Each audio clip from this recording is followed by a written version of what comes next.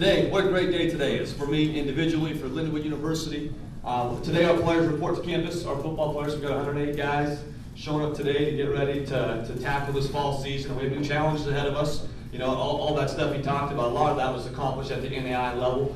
And now we make the transition to the NCAA Division II and to the MIAA, which, if you have any background on Division II football here in the country, basically, the MIAA is the best. So we get a chance to go in there and compete with the best teams and best programs and best players in the country, and we're excited to do so as a football program.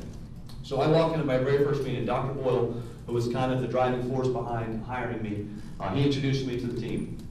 And there was about a little over 100 guys at that first meeting. So it was a room like this, and 100 kids sitting there. Before I said anything, before I introduced myself, before I said anything, I said, how many guys think that we can win a championship here in 5 years? Everybody put their hand up. I was like, good. I was like, well, how many guys think we could in 3 years? And most guys kind of had their hand up. Nobody really put it down yet, but kind of guys like, oh, I don't know. I said, how many guys think we can win a championship next year? And I saw hands like this. And before I could let them all get their hands down, I said, if your hand is on the ground, if your hand is not up, stand up right now and walk out of this room. Stand up and walk out of this room, because if you don't believe we can win a championship right now, we don't want you on this team. You cannot be in this room. And lo and behold, 100-some hands went up in the air. Everybody in that room had their hand up. We can win a championship this year. Now, most of them probably didn't believe it, but at least they convinced themselves that they thought they needed to believe it if they wanted to be on the team. And that's part of the deal. You have to at least believe in something. And they wanted to be on that team bad enough where they were going to keep their hand in the air and commit to, yes, we can win a championship the first year.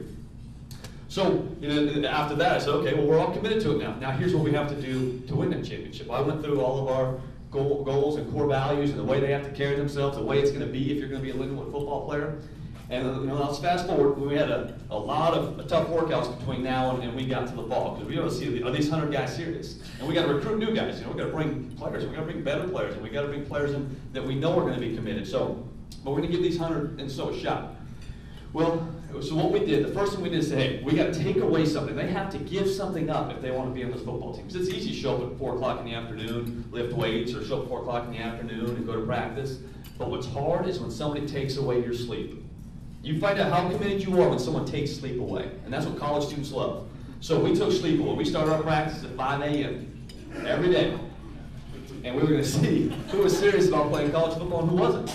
Okay, so I'm going to move forward again to Media Day. Media Day, if you've seen it on TV, the Big 12 Media Day, or the SEC Media Day, it's all the head coaches get a chance to get up there and talk about their team, and everybody votes, how they're going to finish up the season, their best guess on who's going to be good, who's not going to be good. And we actually just had that yesterday at the MIAA. It was outstanding. I'll tell you about that in a second.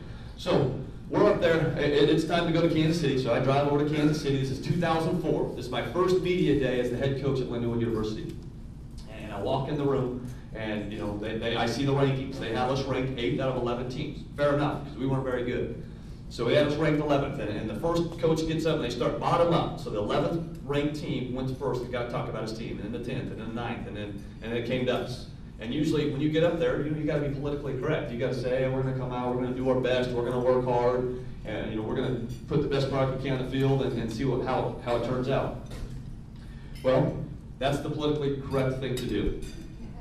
It's my turn.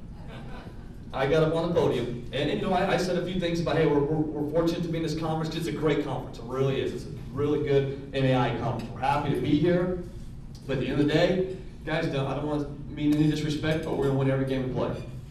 And so I had a question, well, how are you going to do that? Well, we're going to find a way, and we're going to start off with Grayson, we're going to beat them. Then we're going to go to the next opponent, we're going to beat them. And I went all the way down the list, and we're going to beat everybody. And I said, thank you. And I went and sat down. Now, perception is reality. I say that to my players all the time. Perception is reality. That's the way it is. If someone thinks that you're some way, you put off some kind of perception to that's the way you really are. So I knew this going into this meeting, okay? I knew that the perception of me was going to be that I was a pompous, arrogant jerk.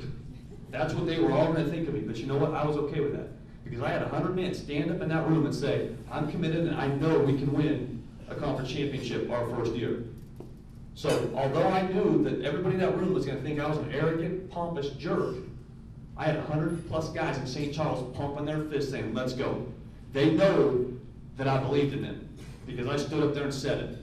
I knew it wasn't the right thing to do. I knew I was going to catch, I'm still catching grief over it. That was a long time ago. There's still guys out there that don't like me because of that. But you know what? At that time, it was worth it for me because I had 100 guys back here saying, let's go. They believe in it, and we're going to get this done. Also, those 30 guys, or 40 plus guys that made it to the season, the guys we added, they were part of the biggest turnaround in college football history. Went from 7 wins in 3 years to, actually, I'm sorry, 3 wins in 2003 to 11 wins in 2004.